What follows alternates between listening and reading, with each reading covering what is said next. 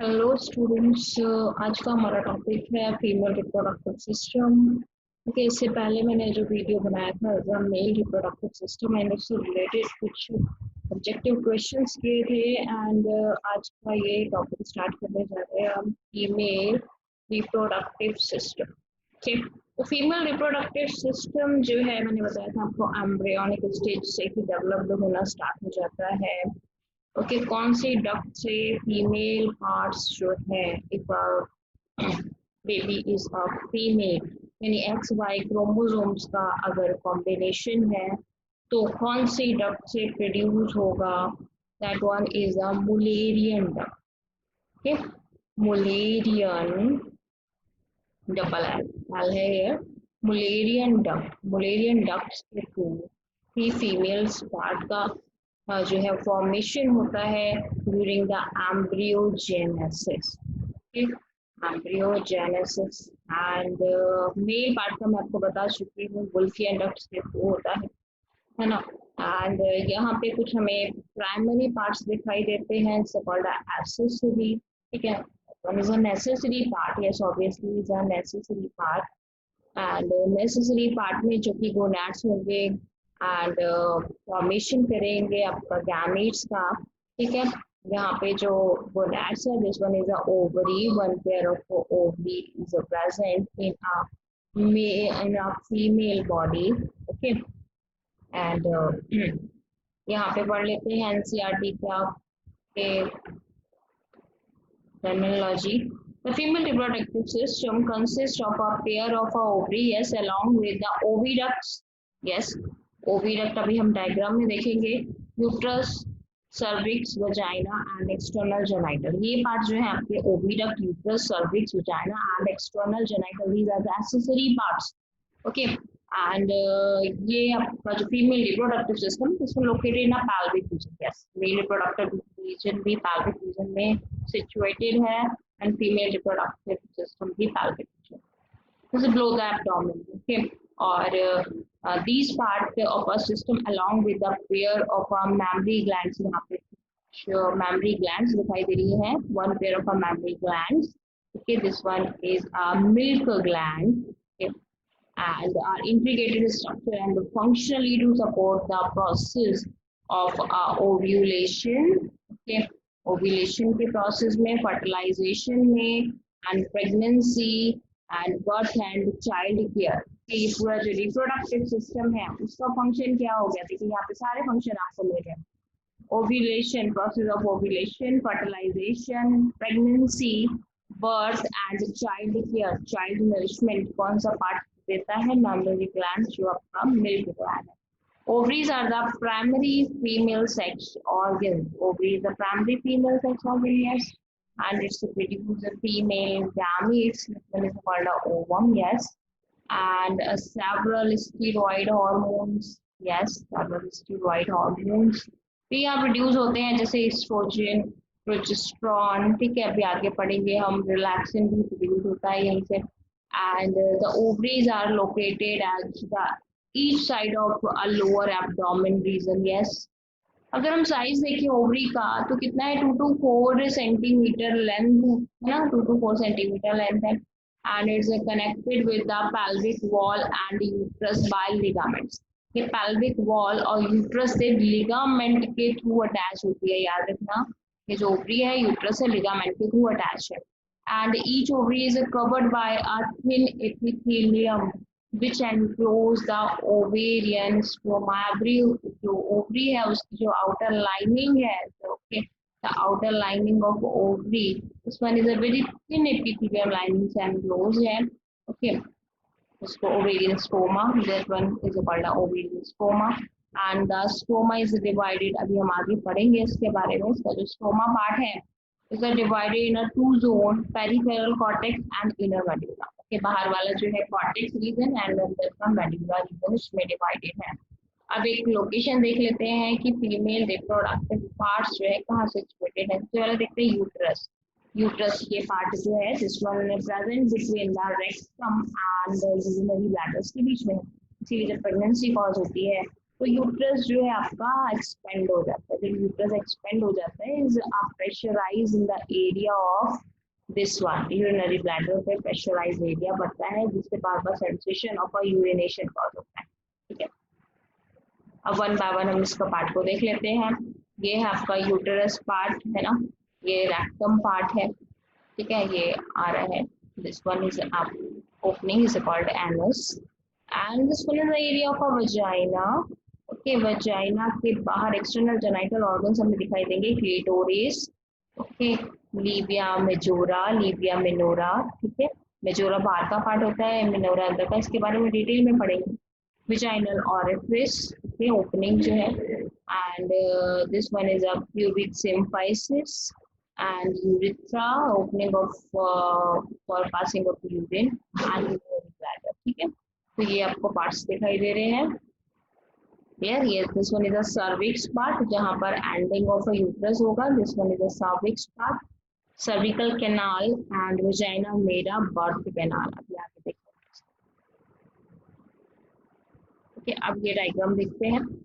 This one is a diagram for uterus and ovaries का कैसे arrangement है। One pair of ovary, yes, ये ligaments के through uterus से अटैच रहते हैं। Okay, ovaries attach with the uterus by the ligaments, yes. Oviducts, yes, oviducts का हमें ये जो स्ट्रक्चर दिखाई दे रहा है, this one is a infundibulum structure.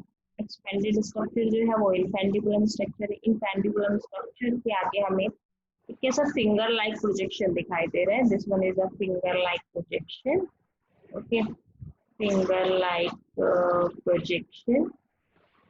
This one is called a fimbriae, को फिम्ब्रीज कहते हैं। एंड यहाँ पे फैलोपियन ट्यूब में जो हमें एक्सपेंडेड एक खुला हुआ पार्ट दिखाई दे रहा है, इसका एम्पुला है। एंड मेरा नॉर्मल पार्ट है कोई आपका सिस्टेमिक पार्ट। इन दोनों के बीच का जो जंक्शन होता है यहीं पे कॉज होता है fertilisation. Fertilisation occur the junction between ampulla and isthmus, fertilisation and they are, ये आ गया यूट्रस। यूट्रस का तीन पार्ट है यहाँ पे। This one is a uterine fundus part जो अब रूफ पार्ट है, यूट्राइन कैविटी है ये। एंड यूट्रस की लेयर्स अगर हम देखें, तीन लेयर्स हैं। पेरीमेट्रियम लेयर्स बहुत थिन होती है, this one is a thin epithelium की बनी होती है। And myometrium and endometrium, endometrium की जो लाइनिंग्स है वो पर्टिकुलरली बनती जाती है, थिक होती जाती है एंड मेंस्ट्रुएशन साइकिल में शेड होके बाय द के ब्लीडिंग टू द वजाइना ये बाहर होती जाती है। ठीक है, तो अभी आगे पढ़ेंगे इसके बारे में।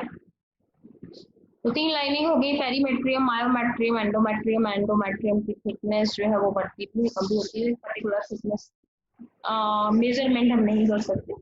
एवरी जो मंथ है इसका जो डायमीटर है वो चेंज, थिकनेस जो है वो चेंज। सर्विक्स एरिया दिखाई दे रहा है हमें, this one is cervix area. ये जो बीच में कैनाल जा रही है इसको कहते हैं सर्विकल कैनाल। ठीक है, सर्विकल कैनाल एंड वजाइना ये दोनों पार्ट मिलके क्या बनाते हैं, बर्थ कैनाल। इंपॉर्टेंट क्वेश्चन है फॉर मी और बोर्ड के पॉइंट ऑफ व्यू से भी आपको पता होना चाहिए, 1 मार्क्स में आ जाता है। And cervical canal and vagina made a birth canal. ठीक है, इसको ही बर्थ कैनाल बोलते हैं। एंड एनसीईआरटी की लाइंस पढ़ लेते हैं। दो ओविडक्ट यानी कि किसकी बात करें, फैलोपियन ट्यूब की बात करें। Uterus and vagina constitute the female accessory duct. Clear, ये क्या है आपकी फीमेल एक्सेसरी डक्ट्स। जैसे वहां हमने मेल एक्सेसरी डक्ट्स में देखा था आपका वास डिफरेंस, एपिडिडाइमस है ना, वास डिफरेंशिया, रेटिडेस्टिस, एजिकुलेटरी डक्ट्स सारी एक्सेसरी डक्ट्स थे। ऐसे ही यहाँ पे ये एक्सेसरी डक्ट्स। ठीक, एंड ईच फैलोपियन ट्यूब, हर एक फैलोपियन ट्यूब की कितनी लेंथ है, 10 to 12 centimetre, yes, and extended from peripherally and each ovary है ना, दोनों साइड से हमें पेरिफेरल दिखाई दे रही है, ये एक्सपेंडेड है। ठीक है, मतलब एक क्यूब लाइक स्ट्रक्चर है ये कह सकते हैं। The part closer to the ovary is a funnel shape. तो funnel shape ये जो हमें part दिखाई दे रहा है, this one is a infundibulum. Okay, funnel shaped part is called a infundibulum. So extended part दिखाई दे रहा है हमें oviduct का या fallopian tube का. And the age of the fallopian tube of infundibulum की जो age है, just like a finger like projection हमें यहाँ दिखाई दे रहा है. This one is a fimbriz, called a fimbriz, yes, which is help to the collection of ovum after the ovulation. Yes, ovulation के बाद ovum को collect करने के लिए सबसे पहले कौन सा part collect करता है? This one is a finger like projection part. The infundibulums lead to a wider, okay, infundibulums का जो हमने बताया था आपको फूला हुआ पार्ट है, इसको एम्प्यूला कहते हैं. एंड इसका जो लास्ट पार्ट है, सिंपल पार्ट जो हमें दिखाई दे रहा है, स्टमक पार्ट. ओके, एंड यहीं पे मैंने आपको बताया इनके बीच के जंक्शन में फर्टिलाइजेशन कॉज होता है. Yes, the uterus is a single one, is also called a वर्म, and hystera is also called a hystera. यहीं पे मेंशन कर देंगे. हिस्टेरेक्टोमी एक वर्ड होता है, hysterectomy that means removal of a uterus. Hysterectomy, तो हिस्ट्रा वर्ड भी मेडिकल लाइन में यूज करते हैं इसका. जब आप एमबीबीएस में पहुंचोगे तब समझ पाओगे. Okay, this one is a hystera. Hystera word use होता है for hysterectomy, okay, removal of uterus, removal of uterus. Okay, worm भी कहते हैं इसको. the shape of the uterus is like the inverted feet, and it is supported by the ligaments attached by the pelvic wall से attached to the ligament. Okay, the uterus open into vagina to a narrow cervix. Okay, and clear, ये point important है. the uterus open into a vagina through a narrow cervix. okay, uterus जो है vagina में किसके through open होता है? बीच का part क्या है? Cervix part. इसको भूल जाते हैं, इसको याद रखना है आपको. This one is important part. And the cavity of the cervix is called a cervical canal. Yes, cervix की कैविटी क्या है? The cavity of cervix is a cervical canal है. along with the vagina and cervical canal is formed the birth canal. ये मैं आपको बता चुकी है ना. The wall of the uterus has a 3 layers. Yes, perimetrium, endometrium and myometrium. बाहर वाली जो लाइनिंग है perimetrium is a thin membranous, very thin, and middle is made by a smooth muscles. Okay, mid one यानी myometrium is made by smooth muscles, and inner जो part है this one is a glandulars. Okay, glandulars layer है. And okay, endometrium, this undergoes cyclic changes during the menstruation cycle. नस की thickness change होती रहती है, मैंने आपको बताया था, during the menstruation cycle.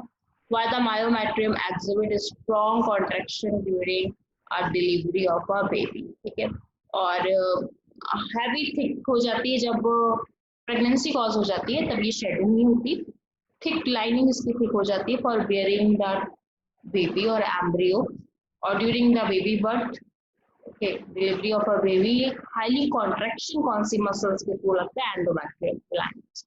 ठीक है, अब देख लेते हैं external female genital part. Okay, तो external female genital part one by one इसको समझते चल रहा है आपको. This one is the area of, यहाँ मेंशन नहीं किया हुआ है, मॉन्स. ओके, मॉन्स एरिया होता है. This one is a keratinized area. एक हैवी कुशन लाइक स्ट्रक्चर है. Okay, okay, this one roof area. Okay, heavy cushion like structure. Mons keratinized tissues का बना है. यस, हेयरी लाइक स्ट्रक्चर यहाँ present है. बाहर की लाइनिंग, दिस वन, बाहर की जो लेयर है, this one is called labia majora. Labia majora is a keratinized. Keratinized that means क्या मतलब है यहाँ केराटिनाइज्ड का? This one have a hairy like structure. Yes, labia minora is a second one, inner lining labia minora. Okay, this one is a non-keratinized. Okay, here opening of a urethra. For passing of urine, दोनों जो पोर है वो different different होंगे। Clitoris, ठीक है, सब finger like projection दिखाई देते हैं। Clitoris, clitoris is a homologous to the penis. That means homologous का मीनिंग क्या होता है? Origin is same but function is a different different. Okay, याद रखेंगे, एग्जाम में आ जाता है question. Clitoris is a homologous homologous to penis. Okay, and here vaginal area में एक टाइप के बैक्टीरिया प्रेजेंट होते हैं। Name is the bacteria lactobacillus. Lactobacillus, lactobacillus acidophilus. Okay, lactobacillus acidophilus, ये जो है स्मॉल बनाना है क्योंकि ये साइंटिफिक नेम है।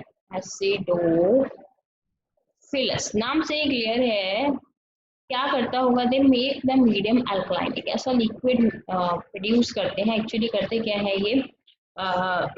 लैक्टिक एसिड का फॉर्मेशन करते हैं। ग्लाइकोजन से लैक्टिक एसिड का प्रोडक्शन करते हैं। Lactic acid in that means area को कैसा बना रहे हैं? एसिडिक बना रहे हैं। ये सीमन जो है वो उसको न्यूट्रलाइज करता है। सीमन इज अल्कलाइन फ्लूइड और पीएच ऑफ सीमन इज 7.4, ये हम पहले डिस्कस कर चुके हैं। वजाइनल एरिया का कितना पीएच होना चाहिए? शुड बी एसिडिक, बिकॉज यहाँ पे एसिडोबैसिलस जो आपका लैक्टोबैसिलस एसिडोफिलस बैक्टीरिया यहाँ पे प्रेजेंट है। ये बैक्टीरिया करते क्या है? ग्लाइकोजन का कन्वर्जन करते हैं लैक्टिक एसिड। क्लियर हुआ यहाँ पे पॉइंट?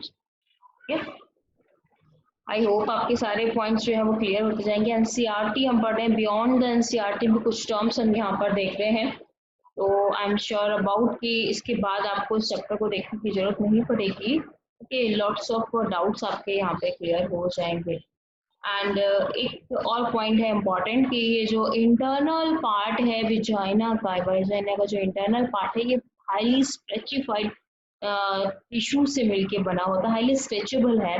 तो इंटरनली पार्ट किससे बना होता है? This one is very very important. internally this vaginal part lined with stratified squamous epithelium, stratified squamous epithelium tissue. Okay, epithelium की lining है, so it's highly stretchable in nature and ठीक है। अब आ जाते हैं, एक आपको पार्ट दिखाई दे रहा है hymen. Hymen is half covered the opening of vagina, yes. During the first intercourse ये जो हाइमन है it's get to a damage and ऐसा पर्टिकुलरली श्योरिटी से हम नहीं कह सकते हैं कि हाइमन जो है कुछ फीमेल्स में टू द स्पोर्ट्स रीजन के हॉर्स राइडिंग साइकिलिंग के थ्रू भी डैमेज हो जाता है। एक ये भी रीजन देखने के लिए मिलता है कि हाइमेन एज इट इज है आफ्टर द फर्स्ट इंटरकोर्स, सभी कुछ फीमेल्स में देखने के लिए मिलता है। So it's not a particular sign, not a particular sign कि हाइमेन प्रेजेंट है, a person is a virgin और नॉन वर्जिन, इसका हम पर्टिकुलरली इंस्पेक्शन नहीं कर सकते होता है हाइमेन। तो यहाँ एनसीईआरटी के कुछ लाइंस देख लेते हैं one by one. Here, a female external genital include the mons pubis. Mons pubis आपको याद है, ये मैंने आपको बताया था, mons part ये जो है ना, mons pubis part. This one and next one is a labia majora. आपने देख लिया, labia majora inner वाली lining है, hymen and clitoris. Mons pubis is a cushion of fatty tissues covered by the skin and pubic hair. Yes, and labia majora part जो था is a fleshy folded tissue है ना, keratinized भी था, and which is extended down mons pubis. Okay, clearly mons pubis attached था।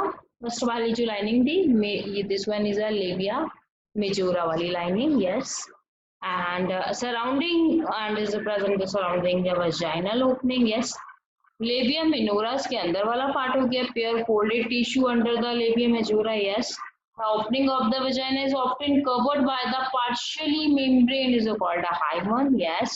The clitoris is artiny finger-like projection which is lie above the junction between, yes, this one is important. Clitoris कहाँ present होता है? This one present between the junction of labia minora and majora. Okay, labia minora and majora के बीच का जो junction होता है उसमें present होता है. ठीक है, present the two labia minora. Okay, यानी कि labia majora and minora के बीच का junction में present. And the hymen is third. Okay, during the first coitus यानी फर्स्ट इंटरकोर्स में ये हाइमन जो है वो टॉर्न या डैमेज हो सकता है. And however, it's can be also broken by a sudden fall or jolt or insertion of a vaginal tampon. Active participation in some sports like horseback riding, cycling इससे भी ये डैमेज हो सकता है.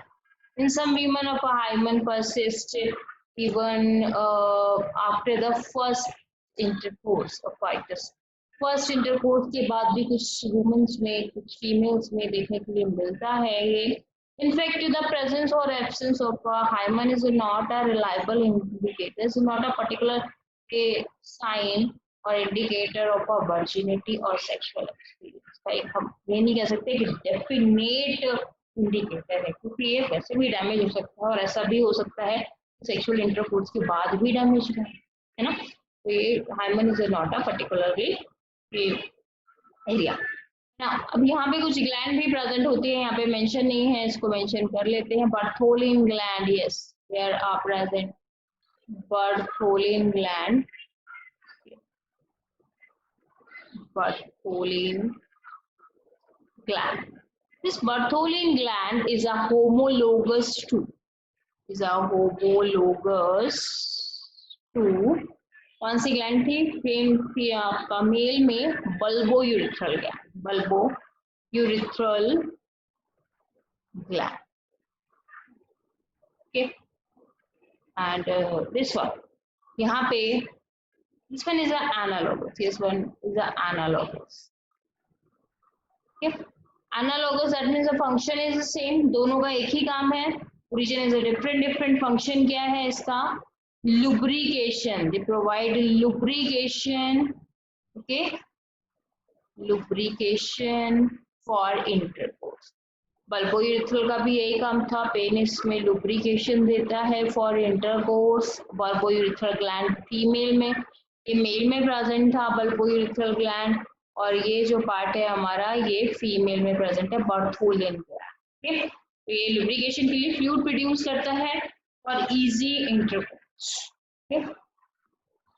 नेक्स्ट आते हैं मैमरी ग्लैंड्स पे.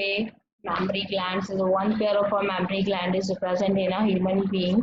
Okay, one pair, and this one is a modified sweat gland. Okay, mammary glands, this one are the modified sweat gland. Glands की अगर मैं बात करूँ तो दो टाइप की ग्लैंड्स हमने पढ़ी हैं, endocrine gland and exocrine gland. तो एंडोक्राइन ग्लैंड जो कि आपका डक्टलेस है, डायरेक्टली अपना सिक्रेशन ब्लड में करते हैं, और आपकी एक्सोक्राइन ग्लैंड के पास डक्ट होती है, उसके नियर अबाउट उसका सिक्रेशन. बट ये टाइप की जो ग्लैंड है ना, ये आपकी एपोक्राइन ग्लैंड. एपोक्राइन ग्लैंड, ठीक है, ये इसका प्रोडक्शन भी यहीं पे हो रहा है, एंड यहाँ पे प्रोडक्शन के लिए जो सेल है वो भी यहीं पे प्रेजेंट है, और सीक्रेशन भी है. ठीक है, तो हम कह सकते हैं ये एपोक्राइन टाइप की ग्लैंड है. प्रोडक्ट्स भी प्रोड्यूस करते हैं ये, and a part of cell भी है. ठीक है, पर्टिकुलर ऑर्गन भी है. This one is a apocrine gland. ठीक है, जैसे हेट्रोक्राइन ग्लैंड आपका पैनक्रियाज होता है, ऐसे एपोक्राइन ग्लैंड है आपका this one mammary gland. Clear? One by one इसमें देखते हैं. अब ये जो है आपका this one one pair of gland and compound tubular एल्वेओलर glands. And ये कह सकते हैं वन बाय वन. पहले इसका स्ट्रक्चर देख लेते हैं, फिर आपको फंक्शन समझाते हैं. चलिए, अब देखिए, this is a part of a ribs. Yes, ribs के बीच में जो मसल्स होते हैं, this one is called intercostal muscles. Intercostal intercostal muscles. Yes, intercostal muscles हो गए. And this one is the pectoral major muscles, जहाँ से ये muscles attach हो. ठीक है. ये fatty parts है alveoli tissues का. ठीक है. Alveolar tissues का fatty parts है fat accumulation. And the fat vary from person to person. And this one, अब अलग अलग पार्ट हमें दिखाई दे रहे हैं. मैमलरी लोब, मैमलरी alveoli, मैमलरी डफ एंड एम्प्यूला, लैक्टिफेरस डक्ट्स. ठीक है. तो इसका एक यहाँ पे डायग्रामेटिकली ड्रॉ करते हैं. एक सीक्वेंस जो है वो आपको याद होना चाहिए. सीक्वेंस क्या है देखिए. ये हो गया मैमरी लोब्स. मैमरी लोब्स हो गया. क्लियर. दिस वन, कितने लोब्स हो सकते हैं particularly in each this mammary gland. This one is a 15 to 20 mammillary lobe present होते हैं. mammillary lobes. clear. अब ये mammillary lobes के अंदर क्या होते हैं. mammillary alveoli होते हैं. mammillary lobes हो गए. ठीक है. mammillary lobes के अंदर mammillary alveoli होंगे. ये हो गया आपकी मैमलरी डक्ट. ये हो गया पोर्शन एम्प्यूला, कहीं भी फूला हुआ पार्ट को हम एम्प्यूला कहते हैं. Lactiferous duct and this one is the part of our nipples. ठीक है. तो इसके अंदर क्या प्रेजेंट होगा. इसके अंदर प्रेजेंट होगा आपका दिस वन प्रेजेंट है alveoli. यस, मैमलरी alveoli प्रेजेंट है. डायग्राम को ध्यान से समझना, तब आप एक सीक्वेंस बता पाओगे. एक सीक्वेंस आता है एग्जाम में कि यहाँ पे हो गया.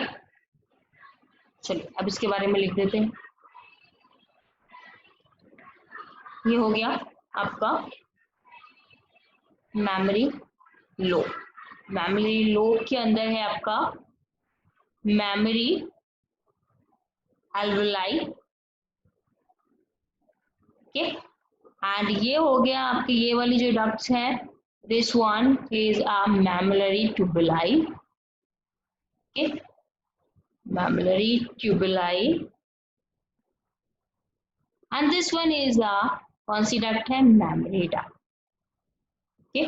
Memory duct. ये पोर्शन जो फूला हुआ पार्ट आपको दिखाई दे रहा है एम्प्यूला. एम्प्यूला के बाद ये वाली हमारी क्या डक्ट होगी. Lactiferous duct. Lactiferous duct. And this one is a part of our nipple. ठीक है. अब क्या होता है देखिए. प्रोलैक्टिन एक हॉर्मोन्स होता है हमारा प्रोलैक्टिन, जो कि एंटीरियर पिट्यूटरी से रिलीज होता है. एंटीरियर पिट्यूटरी से रिलीज होता है. क्या करता है ये. Production of a milk. Production of milk कहाँ होता है. Production of a milk alveoli में होता है. Okay. Production of a milk हो रहा है. And next one secretion of a milk कौन करता है. ऑक्सीटोसिन. ये कब प्रोड्यूस होता है oxytocin. During the child birth. During the child birth he oxytocin release होता है. इसीलिए आफ्टर द चाइल्ड बर्थ ही जो है मिल्क का सीक्रेशन होना स्टार्ट होता है. ये कहाँ से रिलीज होता है. ये आपका पोस्टीरियर पिट्यूटरी ग्लैंड से रिलीज होता है. पोस्टीरियर पिट्यूटरी से. That one is responsible for the secretion of milk. Clear है. अब देखते हैं जो मिल्क प्रोड्यूस हो रहा है उसके क्या फंक्शन है. फंक्शन क्या है. ये जो मिल्क प्रोड्यूस होता है देखिए दो मेन फंक्शन है. एक तो nourishing to the new ones. Okay. They provide the nourishment to new ones. And अगर मैं देखूँ उसमें this one have a lots of antibodies present होती हैं IgA टाइप की. जो फर्स्ट टाइम मिल्क प्रोड्यूस होता है have a major quantity of antibodies. इसलिए वो न्यू वंस को देना कंपल्सरी होता है. First milk is this one is क्या बोलते हैं इसको. Colostrum. This one is called a colostrum. ये काउज में भी देखने के लिए मिलेगा आपको. ओके. कोलेस्ट्रम आ जाता है ये क्वेश्चन. फर्स्ट जो antibodies से producing milk है, this one is called colostrum, which have a major antibodies. This one responsible for the, and this one is responsible for the maintain the immunity to the new ones. Okay. Or first milk is called colostrum, is have a lots of antibodies, so it's maintain the immunity system in new ones. Yeah. And अब कैसे secretion होता है when the new ones suck out the this part of a nipple, the this lactiferous duct के through milk का production होना start हो जाता है. एंड ये वाला जो पार्ट हमें दिखाई दे रहा है alveolar area is outer area, pigmented area है. This one is the pigmented area. अब आपका यहाँ पे थोड़ा सा एनसीईआरटी पढ़ लेते हैं. A functional mammary gland is a characteristics of all. Okay सारे मैमल्स में प्रेजेंट है, ऐसा नहीं है सिर्फ ह्यूमन बींग्स में प्रेजेंट हो. मैमलरी ग्लैंड्स से ही डिनोट होता है ये मैमल की कैटेगरी है. सारी मैमल्स की कैटेगरी में ये प्रेजेंट होते हैं. यस प्रेजेंट होते हैं आपका. एंड ऑल मैमल्स की कैरेक्टरिस्टिक्स फीचर्स हैं. एंड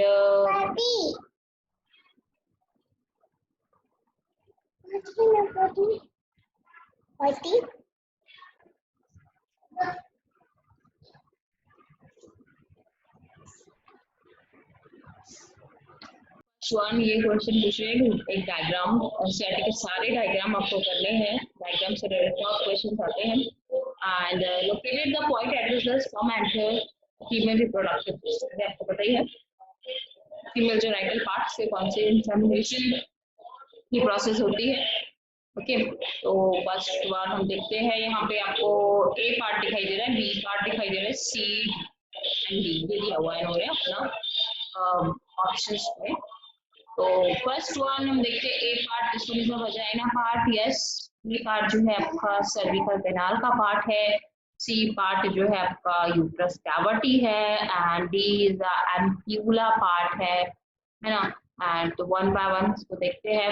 फर्स्टली पूछा है बस इन्होंने कि आपका वजाइना पार्ट जो है वो मतलब वहीं से ही आपका जो इंसेमिनेशन की प्रोसेस होगी हम जो है वो हुआ एंटर्ड इनसाइड. तो ये वजाइनल पार्ट हो गया आपका option correct.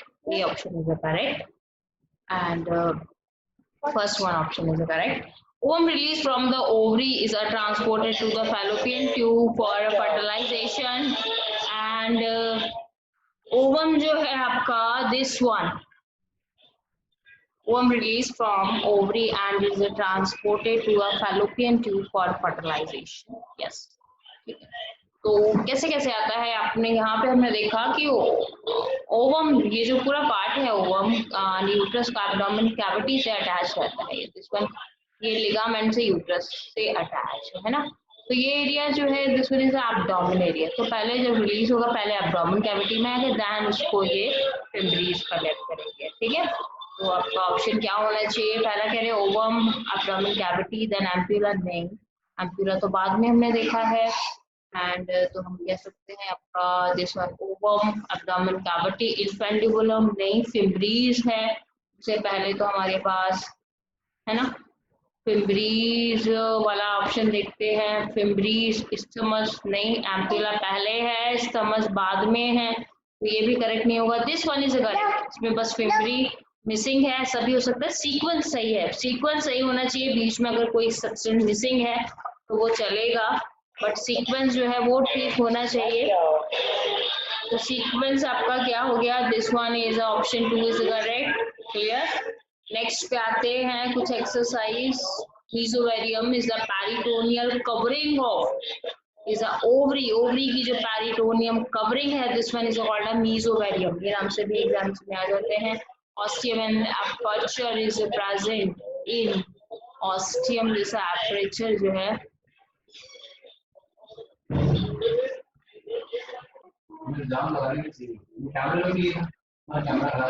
ostium is an aperture.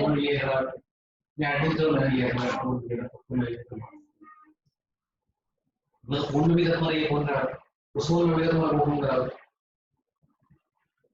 Ostium is aperture which is present, कहाँ प्रेजेंट होता है? ओस्टियम का मतलब होता है कि आपने देखा है स्ट्रक्चर ऑफ स्पंजेस, तो उसमें क्या प्रेजेंट होते हैं? पोर्स प्रेजेंट होते हैं। ओस्टिया का मतलब है कि पोर लाइक स्ट्रक्चर कहाँ है, तो पोर लाइक स्ट्रक्चर कहाँ होना चाहिए? फिम्ब्रीज के एरिया में होना चाहिए। फनल लाइक स्ट्रक्चर जो है आपका, है ना, वो फनल लाइक स्ट्रक्चर ये क्या कौन सा पार्ट है? देखो एम्पुला पार्ट में नहीं हो सकता, ओविसेक में नहीं हो सकता। Next one is a fallopian funnel, है ना, इन्फेंडिकुलम जो हमने देखा था यही प्रेजेंट हो सकते हैं ostium. Yes, ostium then aperture which one present in a fallopian funnel. Lower narrow and of a uterus is called, lower narrow and of a uterus is called here, क्या बोलते हैं इसको? हम cervix कहते हैं। yes, which of the group present external genital organ of females? labia majora, minora and vagina, नहीं उसमें vaginal part नहीं आता, and labia minora majora cervix, या फिर सर्विक्स पार्ट आपका इंटरनली आता है। लीविया मेजोरा मिनोरा ओविडक्ट नहीं, ओविडक्ट का पार्ट आपका यहाँ इंटरनल प्रेजेंट है, एसेसरी डक्ट का पार्ट है। Labia majora minora and clitoris, yes, labia majora minora and clitoris part form a external female genital part. Layer of ovule of outside to the inside, देखिए layer बता देते हैं ovum की जो different different तीन types की layer है। बाहर वाली जो लेयर है this one is called corona radiata, okay, बाहर की जो first one layer is a corona radiator, ये डिस्टर्ब लेयर होती है, यानी कह सकते हैं इस टाइप से हमें दिखाई, तो ये होगी कोरोना रेडिएटर। एंड इसके बाद जो प्रेजेंट होती है जोना पैलिसिडा, ये हार्ड कवरिंग है, वो जोना पैलिसिडा बना दिया। दिस वन इज अ जोना पैलिसिडा, ठीक है। तो इसके अंदर जो हमें दिखाई देता है this one is a vitelline membrane, इसके अंदर वेटेलाइन फ्लूइड फिल होता है, ये भी हार्ड कवरिंग बना देते हैं, ठीक है। This one is a vitelline membrane, तो कौन सा ऑप्शन आपका करेक्ट हो गया? Corona radiata, zona pellucida and vitelline membrane, first one option is correct. and a human female ova are produced in, yes ये तो बताइए आपको, ओवरीज में प्रोड्यूस होते हैं, and hormone responsible for ovulation and development of corpus luteum, okay, पहले जो आपके फॉलिकल्स हैं उसको बनाने में तो एफएसएच हेल्प करता है, बट ओवम को रिलीज करने में LH hormones, luteinising hormones help करता है। जब रिलीज हो जाता है ओवम तो रिमेनिंग जो एनवलप लाइक स्ट्रक्चर बनता है उसको कॉर्पस ल्यूटियम कहते हैं, अभी आगे आएगा ये नेक्स्ट टॉपिक में। यहाँ पे ओव्यूलेशन के लिए कौन सा हार्मोन रिस्पॉन्सिबल है? LH is the correct option. When egg is not fertilize, yellow colour जो कॉर्पस ल्यूटियम बनता है ये, ओके, इसने एग तो रिलीज कर दिया है but egg is not fertilize, यानी कि मेंस्ट्रुएशन साइकिल आएगी ही आएगी, तो ये कॉर्पस ल्यूटियम जो बना है वो क्या होगा? वो डिजेनरेट होता जाता है, डिजेनरेट होके क्या फॉर्म बना लेता है? डिजेनरेट होके कॉर्पस एल्बिकेंस बना लेता है। कॉर्पस एल्बिकेंस व्हाइट कलर का होता है, कॉर्पस ल्यूटियम पहले येलो कलर का होगा, फिर ये डिजेनरेट होके व्हाइट कलर का कंपोनेंट बन जाएगा। In the absence of a pregnancy corpus luteum, अगर प्रेगनेंसी कॉज नहीं होती है तो कॉर्पस ल्यूटियम क्या करता है? become active and secrete this type of enzyme? No, corpus luteum में FSH LH जैसे कोई एंजाइम नहीं होते, प्रोजेस्टेरॉन को सिर्फ ये रिलीज करता है when a pregnancy is occur and produce a lots of oxytocin and relaxin. No, oxytocin and relaxin भी यहाँ से प्रोड्यूस नहीं होते हैं and degeneration after sometimes, yes, okay. कुछ टाइम बाद ये डिजेनरेट होके एल्बिकेंस बना ले रहा है, हमने देखा। एग इज, नेक्स्ट क्वेश्चन देखते हैं, egg is liberate from a ovary and enter the fallopian tube इन, ठीक है, एग जो है वो ओवरी से रिलीज होता है और फैलोपियन ट्यूब में पहुंचता है, कौन सी स्टेज में पहुंचता है ये भी हम डायग्राम्स में समझेंगे अभी आगे नेक्स्ट टॉपिक में। वैसे मैं बता देती हूँ आपको, प्राइमरी oocyte से पहले सेकेंडरी oocyte बनते हैं, मैच्योर ग्रेफियन फॉलिकल्स बनता है, उस मैच्योर ग्रेफियन फॉलिकल्स के अंदर सेकेंडरी oocytes हैं, तो जब ये रिलीज कर देता है तो कौन सा पार्ट रिलीज कर रहा है? सेकेंडरी oocytes को रिलीज करता है। सेकेंडरी oocyte ही ओवरी में फैलोपियन ट्यूब में पहुंचेंगे ओवरी से, है ना, सेकेंडरी oocyte के फॉर्म में ये फैलोपियन ट्यूब में पहुंचते हैं। ठीक है, यानी ऑप्शन इज 1 इज करेक्ट। ठीक, तो यहाँ पे हमने ये टॉपिक कंप्लीट कर लिया, उससे रिलेटेड आपके ऑब्जेक्टिव क्वेश्चंस को भी डिस्कस कर लिया। ओके बेटा, okay, goodbye, take care.